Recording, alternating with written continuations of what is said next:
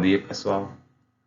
Primeiramente, queria desejar muita força para a gente enfrentar esse momento difícil que a gente está vivendo, né? Um momento novo, essa pandemia, essa quarentena, a gente está em casa direto. Mas a gente tem que pensar positivo, que tem outras pessoas que estão piores que a gente, né? Estão enfrentando essa doença, sofrendo, etc. Mas vamos vencer e daqui a uns dias a gente vai estar junto aí na sala de aula de novo, compartilhando conhecimento, amizade, né? E vamos à frente. Vamos começar a nossa primeira aula aqui de História, sexto ano B, com o professor Jefferson. Vamos lá. Bem, na nossa primeira aula, né, eu vou fazer apenas uma revisão, como é a primeira aula, para a gente ficar com a mente fresca e revisar os assuntos, a maioria dos assuntos que a gente viu quando a gente estava junto, né, presencialmente. A gente viu, por exemplo, que a história. A gente viu lá, professor, o que é que a história estuda, né? Eu perguntei a vocês, para ver se vocês tinham alguma ideia. O que é que a história estuda, professor? Bem, a história, como vocês podem ver nesse textinho aí, a história é uma ciência que busca fornecer explicações sobre as origens das sociedades humanas, do presente e do passado, e sobre as transformações pelas quais as sociedades passaram ao longo do tempo. Ou seja, a história, pessoal, estuda a ação do homem aqui na Terra, né, no nosso planeta, ao longo do tempo. É por isso que a história vê, desde que o ser humano, por exemplo, começou a ser criado aí, como vocês podem ver aí, que é a teoria mais aceita que a gente vê do macaco, né? Foi evoluindo até chegar no que a gente é hoje. Então, a história começa a estudar a partir desse momento, né? Que o ser humano começa a ser criado até hoje, né? As diferentes sociedades, como foi evoluindo, né? Etc. É por isso que vocês estão vendo aqui, ó, o homem, que a história estuda a ação do homem ao longo do tempo. Isso aqui é uma ampulheta, né? É um relógio dos antigos. E estudar os acontecimentos do passado nos ajuda a compreender como era a vida das pessoas que vieram antes de nós e a perceber quais costumes e práticas do modo de vida delas mudaram e quais permaneceram. Bem, o trabalho do historiador. Como é que o historiador estuda o passado, o que é que ele faz, como é que ele faz as pesquisas, etc. Bem, o historiador estuda o passado a partir de perguntas e dúvidas que surgem no presente agora, né? Ele tem alguma dúvida, como é que será que era o passado, né? O passado que ele quer analisar, o Império Romano, a Grécia Antiga, sei lá, a ditadura no Brasil, a Segunda Guerra Mundial, a Primeira, etc. Vários assuntos, né? E para compreender o passado, o historiador utiliza as fontes históricas, que podem ser classificadas ou divididas em fontes históricas materiais, como documentos escritos, livros, né?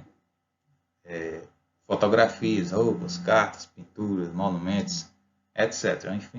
Infinidade de fontes históricas materiais e fontes históricas imateriais, né? Como brincadeiras, memórias das pessoas, músicas, lendas, línguas, crenças, brincadeiras, como a gente pode ver aqui nessa imagem, né? A brincadeira da amarelinha.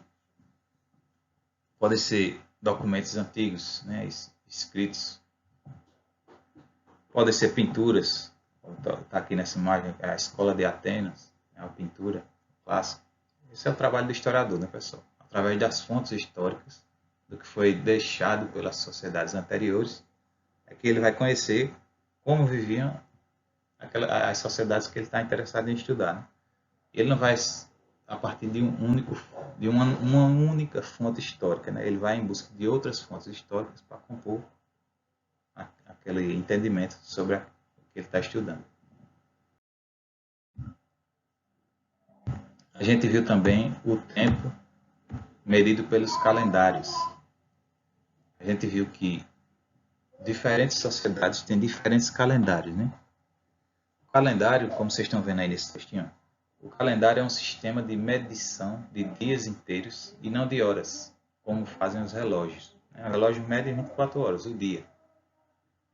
Por isso, o tempo medido pelos calendários é bem mais longo, né? Mede anos, décadas, séculos, milênios, etc. As sociedades humanas criaram diferentes calendários ao longo do tempo, como a gente viu lá, né? Um exemplo aqui, ó. O povo Inca, por exemplo, que habitava grande parte da faixa oeste da América do Sul, por volta de 550 anos atrás, tinha um calendário que combinava o ano solar de 365 dias com 12 meses lunares, semelhante ao que a gente tem hoje, né? Eles eram bastante evoluídos. Cada mês tinha seu próprio festival, marcado por celebrações de culto ao sol, aos mortos e à agricultura. Ou seja, ao sol, porque o sol era importante para eles, era como se fosse um deus, né? O deus sol que dava vida, alimentava a agricultura, etc. Aos mortos e à agricultura, né? Eram acontecimentos importantes para ele, né? A morte de uma pessoa querida, etc. A agricultura, né? A colheita, determinado, principalmente o milho, a batata, para eles poderem sobreviver, né? Os calendários deles marcavam esses acontecimentos. A gente vê aqui, por exemplo, ó, os 3 calendários, né? Alguns dos 3 calendários mais comuns hoje em dia. Essa figura aqui, ó. São o calendário judaico, esse em azul aí, essa linha do tempo em azul, o cristão em laranja e o muçulmano em verde. Cada calendário desse aí, pessoal, ele marca um acontecimento importante para a cultura desse povo, né? Aqui o calendário judaico, ele crê, né? Eles acreditam, seguem lá o calendário dele, que a criação do mundo foi há 5.780 anos.